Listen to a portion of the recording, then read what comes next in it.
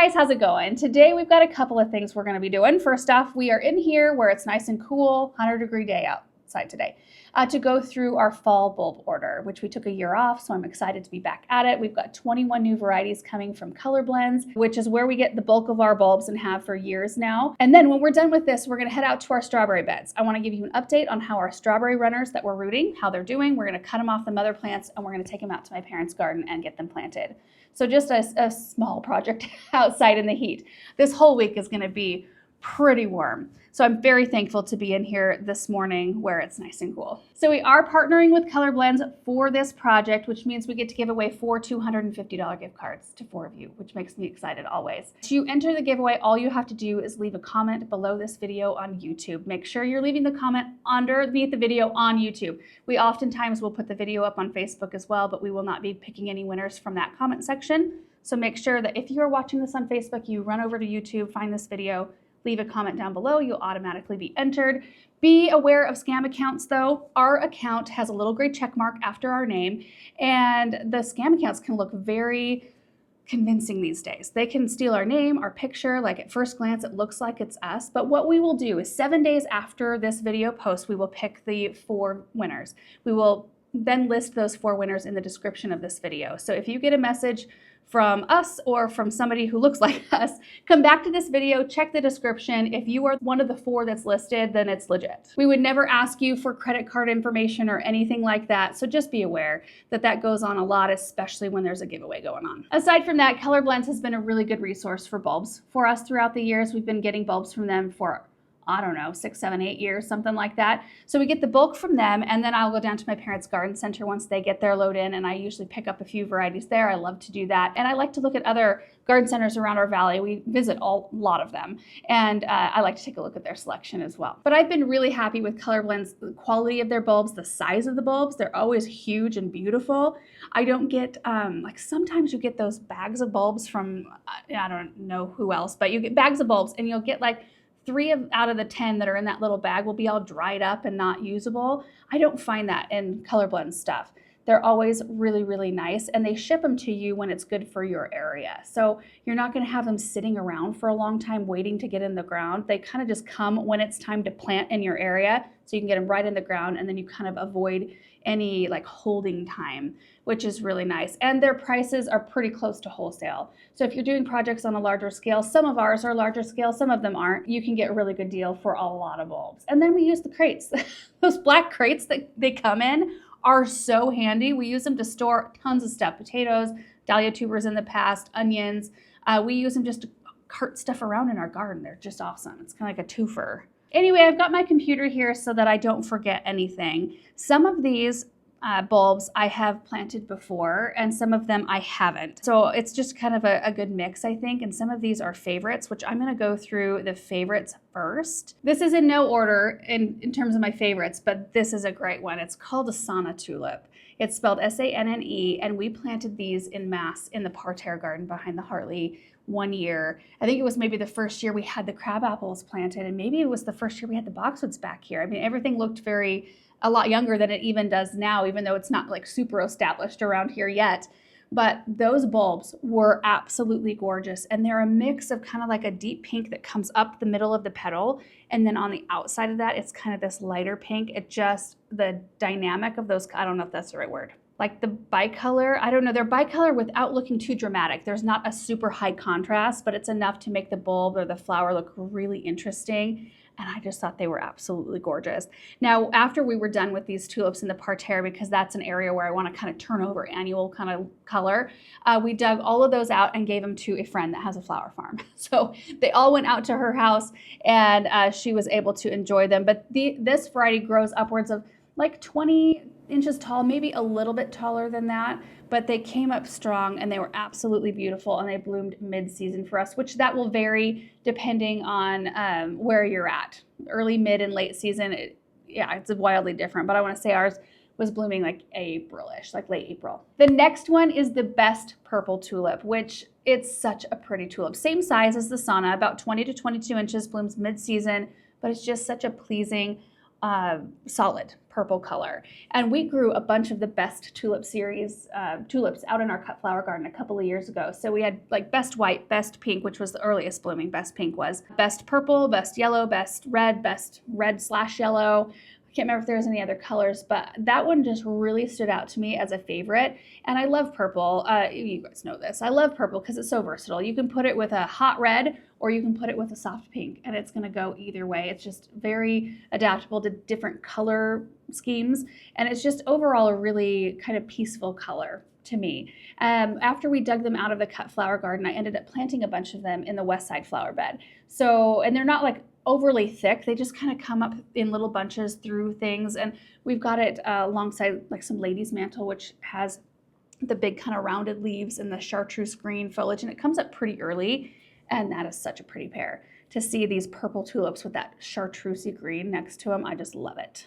Next one is the blushing lady tulip, which is absolutely gorgeous. This one has huge blooms on it that are kind of a canary yellow with a beautiful kind of apricot pink up the outer part of the petal. I've used them in a couple different locations in our garden. The one that really stands out to me is in the Hartley pots. Before we put evergreens in the corner pots of the Hartley, I had the blushing lady as a centerpiece, and then I had another variety, Johann something, around the outside, and they were kind of in the same color family, but the Johann stayed a lot shorter and these got really tall. I already mentioned they get like 26 to 30 inches tall, and it was such a beautiful color pairing, but I just thought that they were gorgeous. They seem to be in bloom for a really long time, and when they're they kind of close at night a little. Well, like all tulips, they kind of like close up a little bit when it's cooler, and they have a very beautiful structure to them. And then in the day when they kind of open up, they say they look like a flock of exotic birds, and they absolutely do. They're so pretty.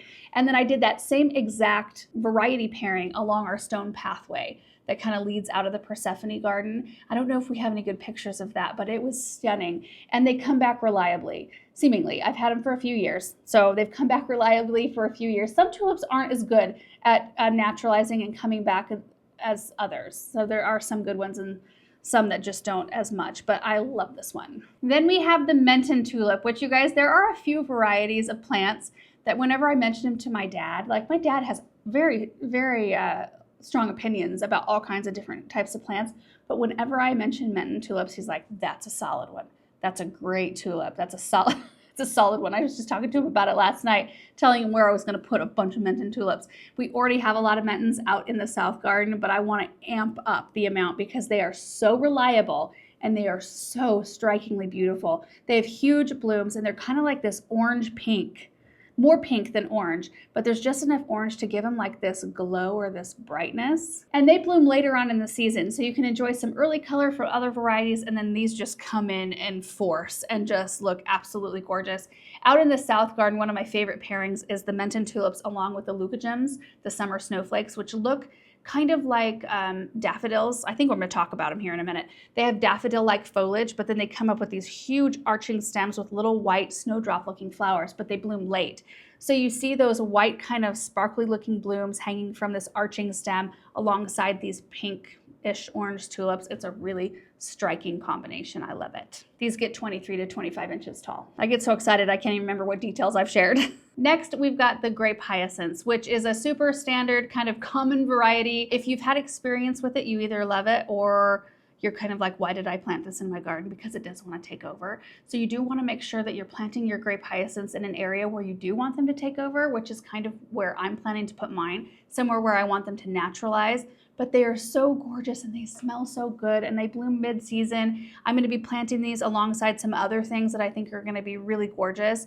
But they're beautiful in arrangements, like little sweet arrangements in the spring, and they just bloom for such a long time. We have a few of these still popping up in our orchard, and they are so, so pretty. But I don't know if you've seen those pictures, and maybe they even have one. Let me see if I can look it up on their website. Oh yeah, like rivers of, it's Muscari is the other name, rivers of grape hyacinths, and then also like a big patch of grape hyacinths with the yellow daffodils. How beautiful that is. Oh, I just love that.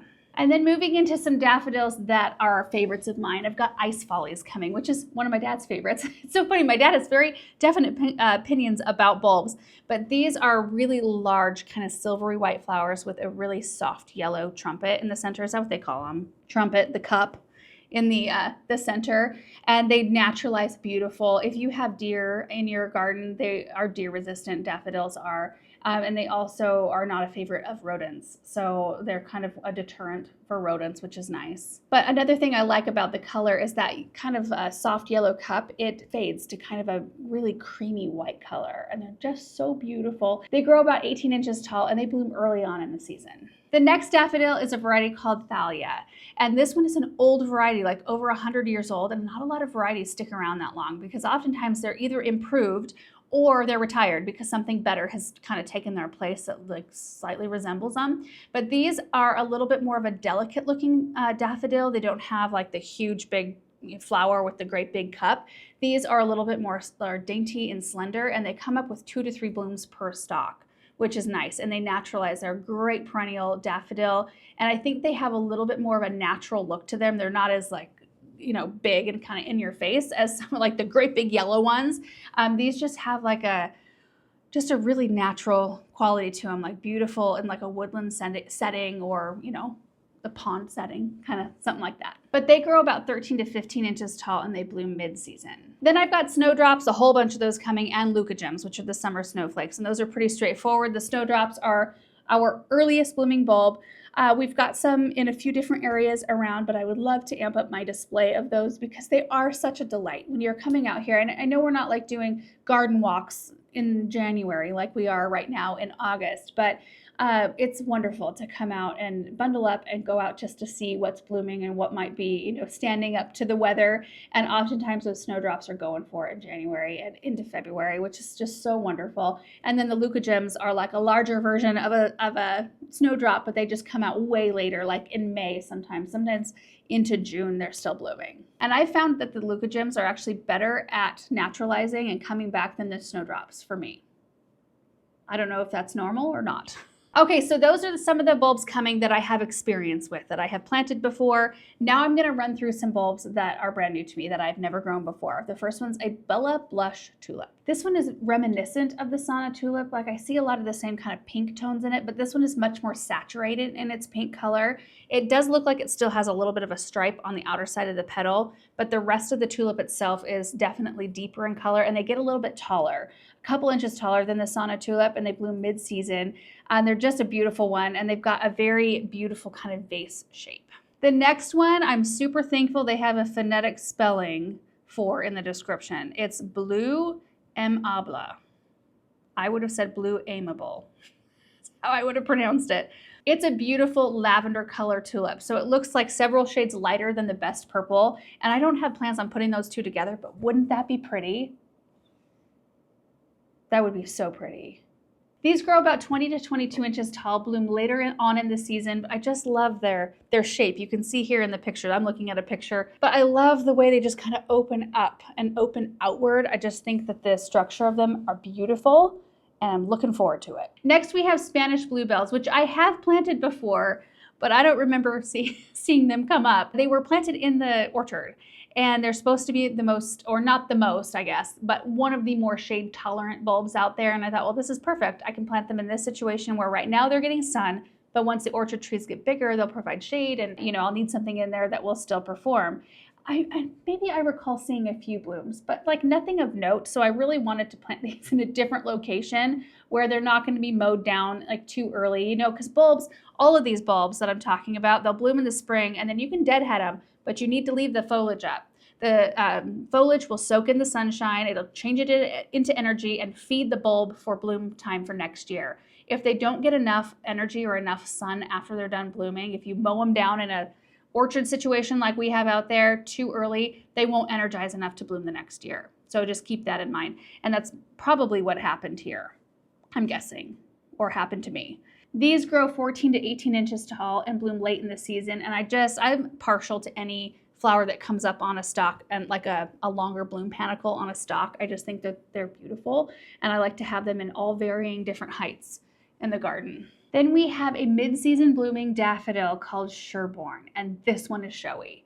It's like a bright yellow, very fluffy cup in the center, almost like peony-esque, and they bloom later than a lot of the other daffodils do. But in that little frilliness in the middle, they've got kind of soft orange down in there. I think they're so pretty. And supposedly they have extremely strong stems that can hold up these great big blooms that are a little heavier than other daffodil blooms out there. I grew one called Queen's Day. I'm gonna look it up because I feel like it's similar-ish to Queen's Day. Oh yeah, if you would put those side by side, Sherborne, you can see a little bit more of the orange fluffs, like frills coming out, but they do look very similar, and I enjoyed Queen's Day a lot. We grew those in crates last year. Well, we grew them out in the cut flower garden, dug them up, and then you remember I planted some of them in crates for this past spring. Was it this spring that we had them, and they bloomed in our greenhouse early, and they were gorgeous. And then we've got the Carlton daffodil, which is more of a traditional shaped daffodil, but it has a really bright yellow cup in the center, and then the petals around it are a little bit of a softer yellow. And I want to say that this one gets like 14 to 16 inches tall. Yeah, 14 to 16 inches tall, blooms early to mid-season. But it's supposedly an incredibly good naturalizer and a really bright spot in the garden. Then I've got two like species tulips. They're a lot shorter. They're a lot better at naturalizing. They have a little bit of a different shape to them. This one is called a Baker Eye, maybe, Lilac Wonder. And it only grows 8 to 10 inches tall, and they come up in these big old clusters. We've had a couple of different species type tulips do really well. I think Lady Jane is the name of one of ours, and I absolutely love them. They close up more tightly at night, and then it opens up during the day with a really beautiful, like kind of lilac pink color with a bright yellow center. So they're very striking. They really show up. They bloom mid to late season, and their leaves are a lot more narrow. They're, more like this, as opposed to, well, and the Lady Janes are even more narrow than that. But they're definitely more narrow than a regular type tulip, which their foliage can range, from this to like sometimes they're like real wide leaves. But these are just really wonderful for planting in mass somewhere, kind of like underneath some things, so that you can still see like the perennial or the shrub that you have, and they can kind of just fill in the ground below. It's like a ground cover tulip almost. And then the other species tulip is an earlier bloomer variety called Persian Pearl, which has a very saturated, almost like a violet to reddish color. So I think they're going to show up beautifully. But the description says that they take on a real kind of moody hue in an overcast sky, which we have a lot more overcast in the spring. So I'm excited to see what they mean by that. But it has a yellow center, and I think it's just going to be a really striking one. And again, this one stays about the same size, 8 to 10 inches tall. So that's it for the varieties that I'm going to be planting in the ground. The other 5 varieties that we have coming are types of amaryllis, which they can take upwards of like 8 weeks, sometimes more, to start blooming. So it's something that even if you're not a type who likes to plan, or decorate for Christmas early, I could decorate in September for Christmas and love it the whole time. But with the amaryllis, if you want to have them blooming during the month of December, then you've got to be planting them a lot earlier than maybe you would think. So anyway, I thought I would run through those 5 varieties. First off, Double Delicious. Oh, I do think I've grown this one before. It's a beautiful, striking, bright Christmas red, double, absolutely beautiful. I probably even have some here behind me. I don't know if you can see behind me back there. I keep my amaryllis in pots throughout the year, and I don't try to give them like the cold treatment the next year. Like the bulbs are gonna be properly treated so that you can plant them and expect blooms. Usually anywhere from 6 to 10 weeks, I would say, is your range from when you plant them. But when you leave them in pots and kind of just keep them as a house plant, oftentimes I'll get blooms in April, or sometimes in June, sometimes in October. And it's just kind of a surprise when they decide to bloom again. And I like the way the plants look in the off season too, I guess. I like their big strappy leaves. I think they're really pretty. So the Double Delicious is a gorgeous one, and they can get pretty big, like 20 to 30 inches tall. I think most will want to get like on the larger size. Then we have Marilyn. Marilyn is another double. I'm a huge sucker for double flowers, but a double that's bright white. So having the red and white blooms, I'm going to probably have them in different locations, but I think that's going to be a really pretty one. The height on this one, I'm just double checking, again, is 20 to 30 inches. Oh, it's making me excited just talking about this. It is August, but Monica, my sister, just texted me last night and said she got her house all decorated for fall, and she was just loving it. It felt so cozy. I'm about there too. We like the festivity, and why not, right? Next one is Samba, which is a red and white. It's mostly red, but it's got kind of like white margins, but it's a little bit more frilly and fluffy around the edges. Again, this one is a 20 to 30 incher, but I think it's very striking, and it looks just so classic. Ooh, this next one, you guys, I have to actually look at this flower in order to kind of explain. I mean, you're probably looking at a picture right now, but it looks like a white backing with red. It's called Stardust, and that's such a good name. So white backing with a red margin around the edges, and then it looks like just a red spray, a red dust over the top of the white. That is so pretty. I've never grown that variety yet. Oh, and it says right here, allow 12 weeks from potting to bloom. So it's even longer. They recommend longer than what I just said. So that would mean if you wanted it to be blooming, which those blooms will last a long time, like ideally, I would like mine to start blooming the week after Thanksgiving. So that means if I need 12 weeks for it to start blooming, I need to be planting them in September, right? So it's a good thing we've got them on order. Okay, one left, one variety. This is a pretty one. Rosalie, and it's a salmon pink. Every time I see a salmon pink colored flower, doesn't matter what time of year, it makes me think of my mom. She loves salmon pink, and this is a beauty. Look at that. A little bit of white in there just to bring that brightness, and I love the chartreuse in the throat of the flower. I think that brings a glow. And you guys, that's it. That's it for my bulb list for this year. We've got lots of, some of these we have, like a couple of varieties. I have 1,000 coming of some of these. So I'm in for it. I'm mentally preparing myself for bulb planting. Honestly, having the augers that are taller has been a game changer for bulb planting for me. I've tried, and I know everybody has their preferred method. I've tried like the old school, you know, like you stick the thing down in and twist it, and you know, it's a handheld tool. That's so much work. I've also tried the trench method, and unless it's in a real open area where you can kind of toss dirt around and not worry about making a mess, it's a lot of work to do the trench method. So the augers, you can just zip, zip, zip, zip, zip your holes, and then I go through with bulb tone and fill the holes with fertilizer, and then I throw the bulbs in. So all of that's at standing level, and then I get down, make sure the bulb's pointed the right direction, and cover it over. So I'm only getting down one time to plant, and I'll show you that whole process. I already have in bulb planting videos before, but we'll go through it again here in a little bit. And I can't even believe it's this time of year again. It's just nuts to me. But remember the giveaway, 4 $250 gift cards, 2 color blends. You guys should check out their website because I spend a lot of time on their website just pouring through all of these different varieties and looking at all the colors and thinking of all the areas in my garden where I would love to put these. So make sure that you are commenting below this video on YouTube to be entered into the giveaway. We will choose the 4 winners 7 days after this video posts, and then we will put the 4 winners in the description box down below, and we will email the winners as well. So anyway, that is it for this. So now we are going to head out to the strawberry beds. We're going to take a look at how things are doing out there. I'm excited to show you. All right, we're out here at the strawberry beds. I could actually smell strawberry as I was approaching the beds. I love that. And I just realized that I think that they're digging out a foundation for one of the lots. Do you hear the truck noise? If you hear backup beeps and stuff, that's what's going on. It doesn't line up with our property. It's down the road a little bit, but it's close. But look at how gorgeous these plants are. My word. Kids and I were out here last night picking. We picked quite a number of them, so I don't know how many we'll find. Oh, it's picked pretty clean.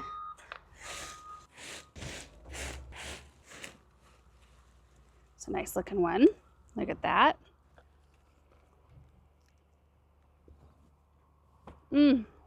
They are so good, and they've been so incredibly productive this season. But you can see right here where I've got these little flags, that indicates where I popped a runner.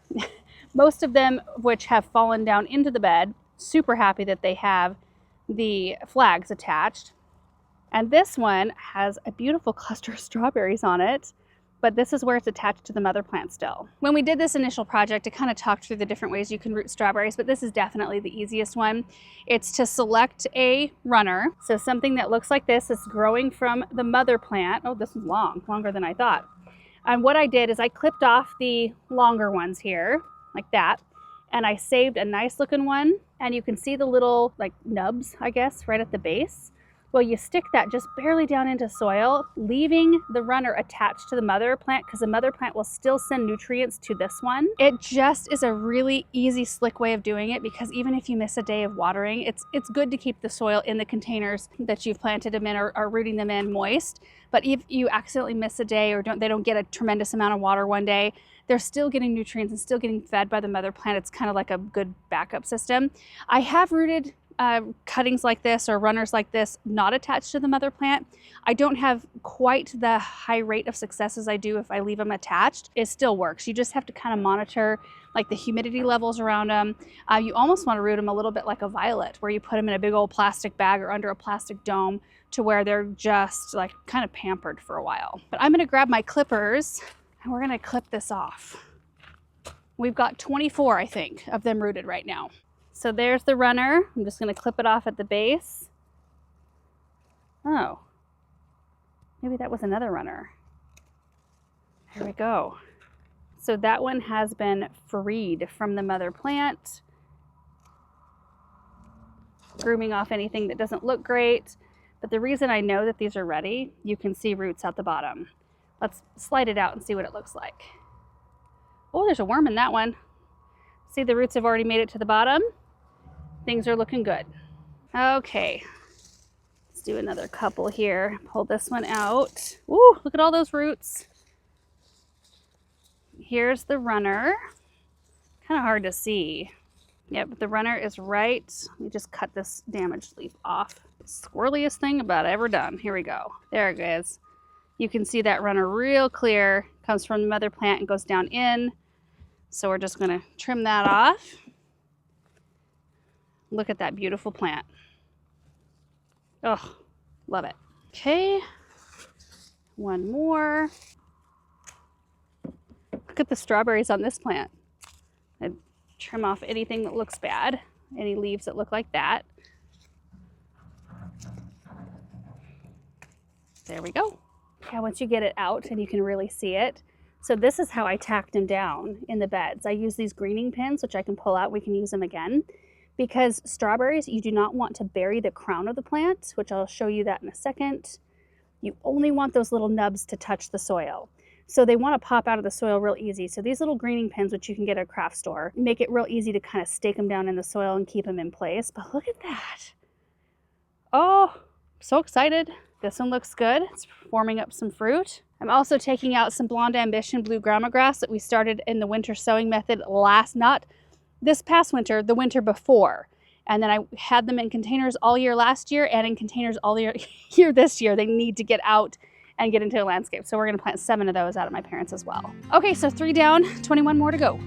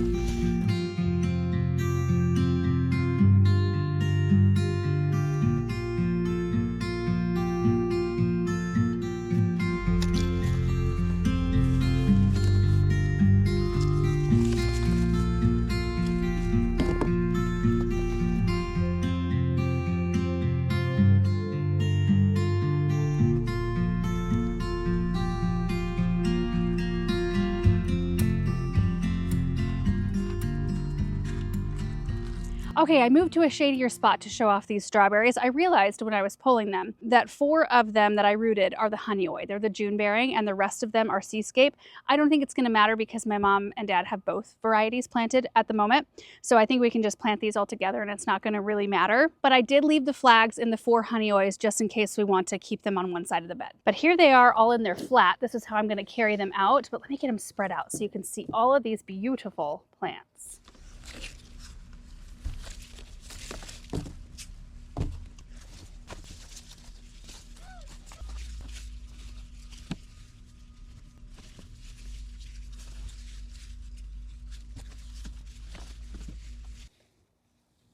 there they are, all 24 of them. It's just amazing to me. Like, look at this gorgeous plant. Look at that. Oh my word. Several of them have strawberries on them already. That. And the nice part about it, it's like, I don't think that that was overly taxing the plant because it was getting energy both from its roots that it's formed and from the mother plant. The 4 honeyoys are right here. Just pull one out so you can see what they look like. This one actually has 3 in it. I don't know how that happened, but these I had to cut runners off of every single one of these that they had produced themselves. So definitely a very vigorous variety, but the Seascapes is an everbearing. You can see they're really trying hard to be everbearing right now. And maybe we can toss the date up of when we initially rooted these strawberries. It's been several weeks ago, and it does take a few weeks for them to root. These were ready to probably be detached from the mother plant a couple of weeks ago. My parents were out of town though, and they just said, hey, can we just hold off and wait until we're gonna be home?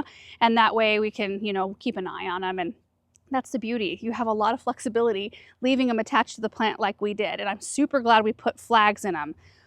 Oh, that made them way easier to find. So I'm gonna keep those flags.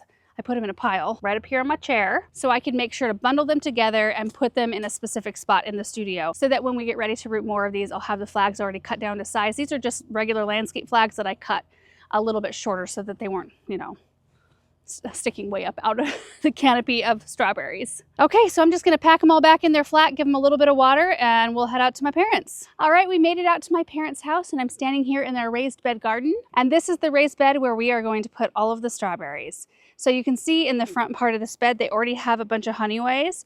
So I think what I'm going to do is tuck in the 4 that we have. I'll put 2 here and 2 here around their pepper plants. And then we'll fill in the rest of the section with the Seascapes. And this will be pretty straightforward. I mean, we'll just lay them out and plant them. It is really hot today. Like I said, it's 100 degrees. So I'm hopeful that they're not too mad. It's actually been several hours since I cut these off. We did that this morning, and this is evening. Actually late afternoon. We're here for dinner and swimming with the kids. So I figured I'd just tuck in some strawberry plants before we got after it. So anyway, hopefully they don't shock too bad. Being moved today, but I'm just going to go grab a little trowel. I don't even think I'm going to use the auger in this area, and we'll get them in.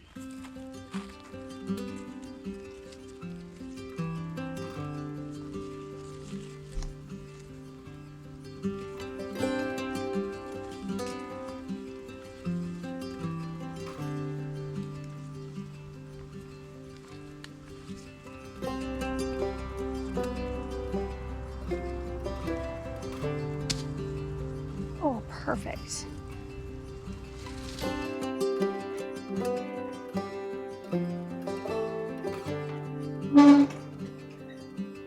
Ooh, look at their onions, beautiful. Okay, if I were a trowel, I would be right here. Perfect.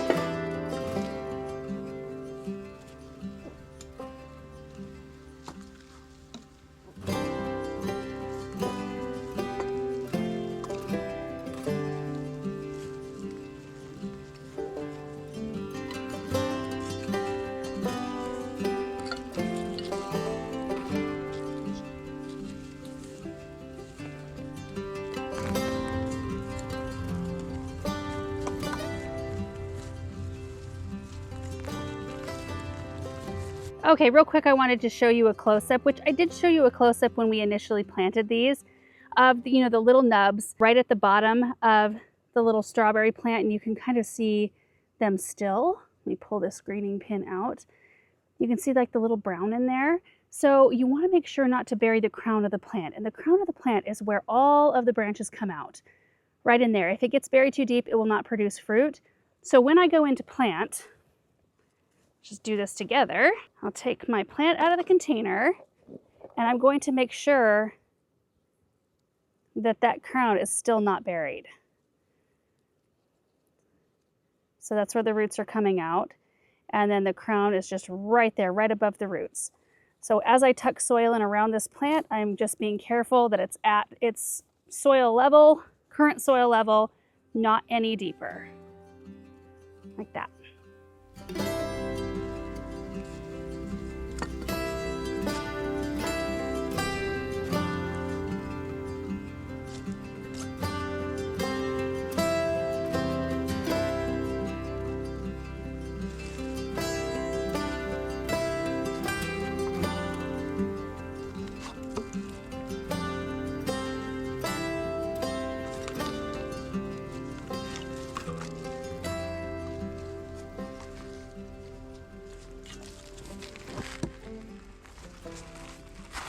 All right, guys, there they are, all planted, looking a little bit irritated at the situation.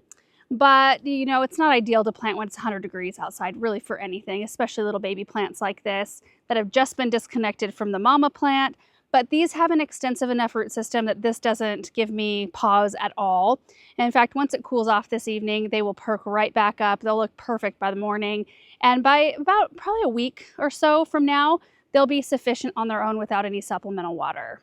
I'm pretty sure their drip system in here runs every day though, so it's probably going to be perfect. So then this is going to be half of the Honeoye June bearing, which these are Honeoye plants I gave him earlier this season, and then this half is the Seascape. I actually think flavor-wise, and I'm sweating it up, you guys, sorry, I'm probably super dirty too. In fact, I'm going to skip planting grasses because the kids are already in the pool, it's hot, and I wore sandals. I don't have my shoes on that I should be wearing to use an auger, which is kind of what I want to use in the spot where those grasses need to go, but I don't know where I was going with that. Oh, I was going to talk about the flavor. So as far as flavor goes, the Honeoye, I think, is a superior flavor over Seascape. But Seascapes are really tasty as long as you don't give them too much water. And they are so dang productive and have the biggest, most beautiful berries, very consistent in size, that they've just become a favorite. I've just really enjoyed them. So it's fun to share. And that is going to do it for today, you guys. Thank you so much for watching. I hope you enjoyed the sit down this morning, just talking about fall bulbs and getting our brains just geared up for it and starting to think about it. I'm excited for it this year. Some years I'm not as ready for fall and winter as I am other years, and we've had a pretty mild summer. As summers go, even though today's hot and tomorrow's hot, it's been really a lovely summer. I mean, 4th of July, we were sitting with coffee in blankets watching fireworks at our house, which we've never done that before. It's usually over 100 degrees easily, and it usually stays that way for a month out of our summer. So I really have no reason to complain, but I'm just looking forward to all the fall things and the coziness and all the fall colors and all of that. I'm ready for it. So don't forget to leave a comment down below. Again, we will pick the winners for the gift cards from Color Blends 7 days from the day this video posts. And I think that's it. Again, thank you for watching, and we will see you in the next video. Bye.